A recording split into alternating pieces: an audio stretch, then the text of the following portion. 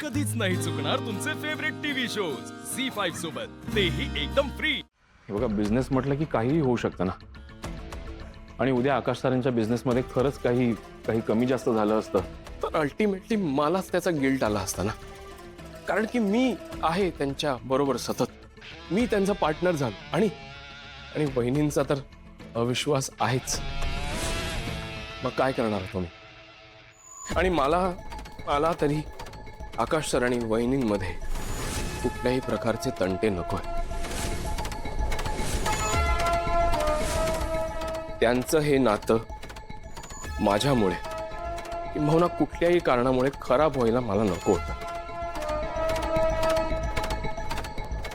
आणि फक्त म्हणून मी इथून निघून गेलो।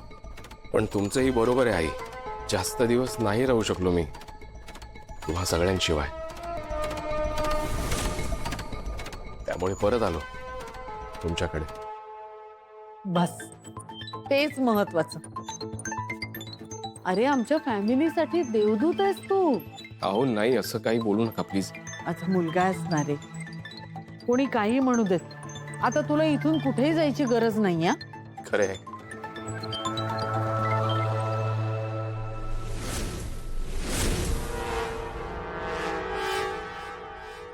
वेलकम।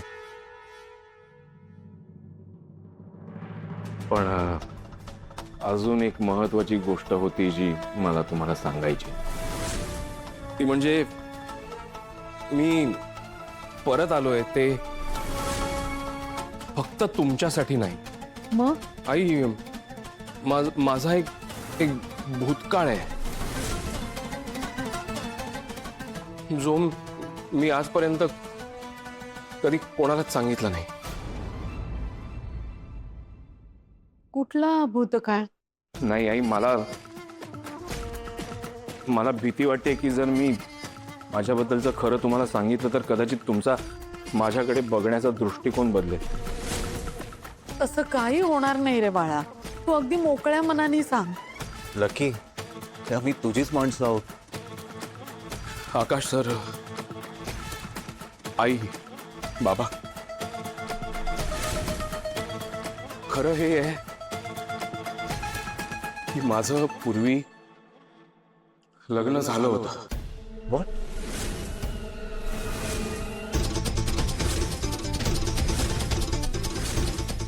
कधी, कोणाशी? साधारण 10-12 वर्षांपूर्वी।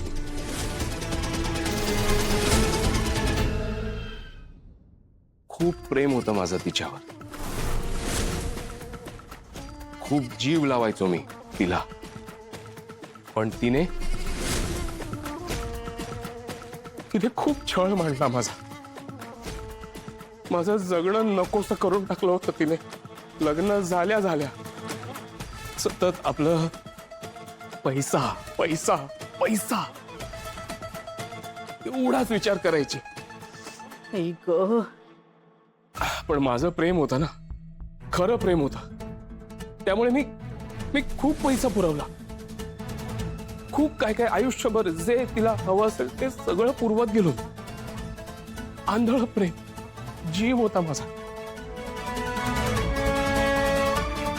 एक दिवस अचानक माझे सगळे पैसे घेऊन पळून गेली।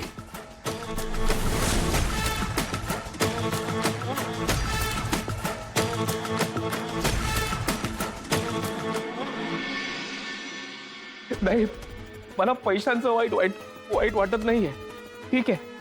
पैशांचं काय हो, मी कधी किती कमवू शकतो। मला नाही या गोष्टीचं वाईट वाटतंय की ती मला सोडून जात असताना तिच्या पोटात आमचं बाळ होतं।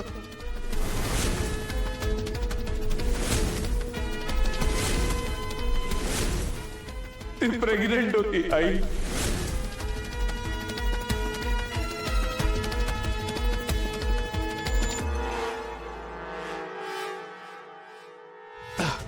आणि मला आता हल्लीच समजलं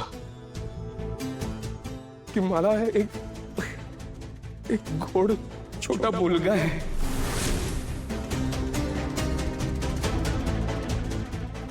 आणि तिने ही गोष्ट इतक्या वर्षात मला कधीच सांगितली नाही.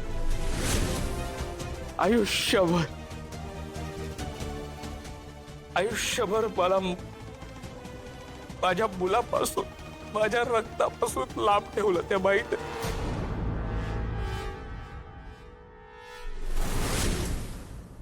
अशी काय दुश्मनी होती तिची माझ्याशी? काय गुन्हा केला होता मी की एवढी मोठी शिक्षा दिली तिने मला? मला आता आयुष्यात काही नकोय, मला काही नकोय. मला फक्त एकदा माझ्या मुलाला भेटायचं, एकदा त्याचा चेहरा माझ्या हातात धरायचा, एकदा त्याला डोळे भरून बघायचंय मला.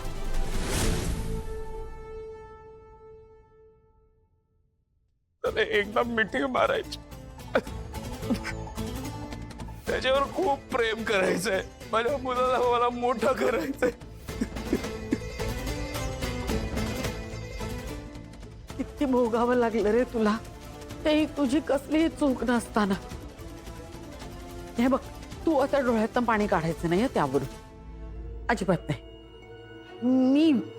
मी प्रॉमिस करते तुला, मी तुला तुझा मुलगा परत मिळवून दे. अजिबात रडायचं नाही.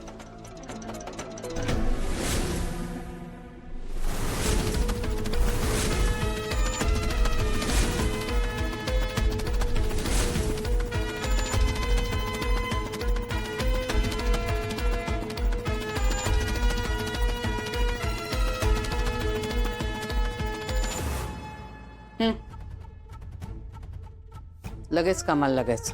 Done madam.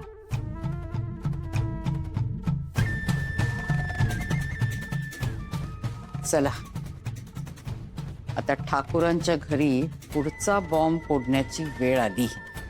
कोणता? असं काय करतोस तू अनुज? अरे वसुंधरा आणि लकीच्या लग्नाचा बॉम्ब. हे तू कसं सांगणार आहेस? मी सांगणारच नाहीये, पण मी अशी व्यवस्था करून ठेवणार आहे ना की वसुंधरा आपणच सगळं सांगेल आणि आपण फक्त बघ्याची भूमिका करायची.